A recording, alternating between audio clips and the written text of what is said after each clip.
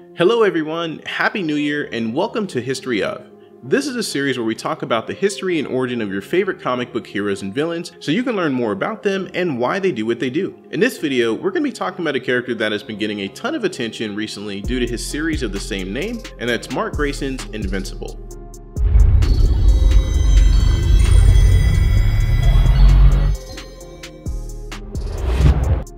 The character of Mark Grayson first appeared in Eric Larson's The Savage Dragon series in issue number 102 back in August 2002 through Image Comics. In that story, Mark had only a very minor part. It wasn't until January of 2003 that the character would make his full debut in his very own series titled Invincible, written by Robert Kirkman, who is also known for being the creator of the Walking Dead comics. Artist Cory Walker would be in charge of drawing him for the earlier portions of the series, and then Ryan Ottley took over, with the former coming back for the final 12 issues.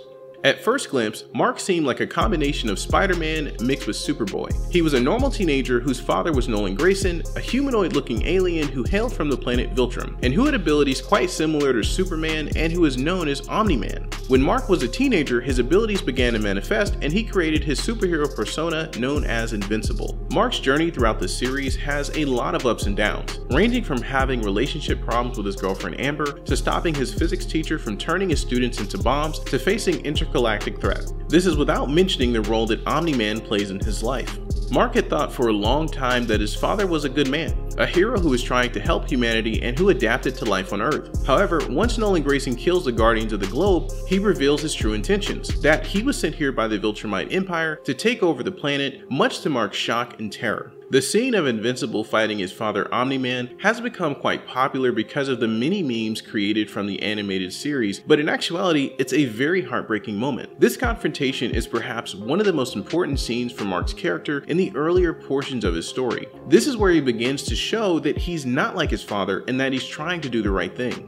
Furthermore, this scene also shows the internal conflict Omni-Man is going through, which ends up with him leaving Earth instead of conquering it. This was also the portion of the story that made a lot of comic book readers connect even more with the character of Mark. Now that his father had left Earth and the Guardians of the Globe had been killed, he was the last line of defense that the planet had. He was still ill-prepared to take over Omni-Man's position, but author Robert Kirkman does a great job in pushing Mark down this path and forcing him to grow up as a hero, which is something that becomes very compelling as the series progresses.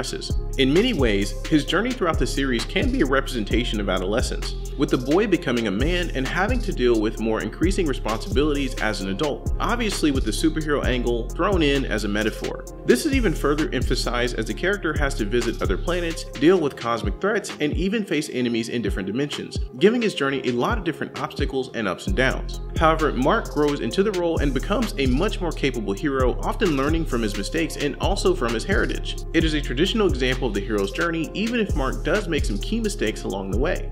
Considering that Mark is half Viltrumite, it is fair to say that he has all the same abilities as his father Omni-Man. He can fly, has superhuman strength, has increased durability and endurance, has a healing factor, and ages considerably slower, which is even a plot point in the story. Now, while it's true that Mark has become a much more known and popular character because of the animated series, he has never had a live-action adaptation. Furthermore, there haven't been any rumors of a live-action series or movie. However, it's not totally out of the realm of possibility, considering how successful the animated series has been.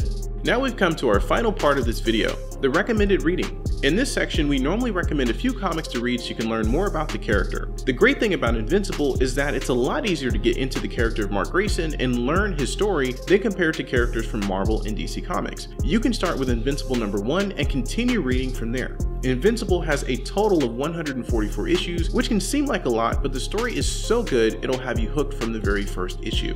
Thank you for taking the time to watch this video. Did you learn something new about Mark Grayson's Invincible, and what characters would you like us to talk about next in the series? Let me know by leaving a comment below this video. While you're down there, be sure to give this video a like, subscribe, and hit the notification bell so you can be the first to see our next History Of videos. If you'd like any more content from us in the meantime, check out another video from our History Of playlist, or check out this video where I talk about who would win in a one-on-one battle between Omni-Man and Superman. Thank you so much for watching, and we hope to see you in the next video.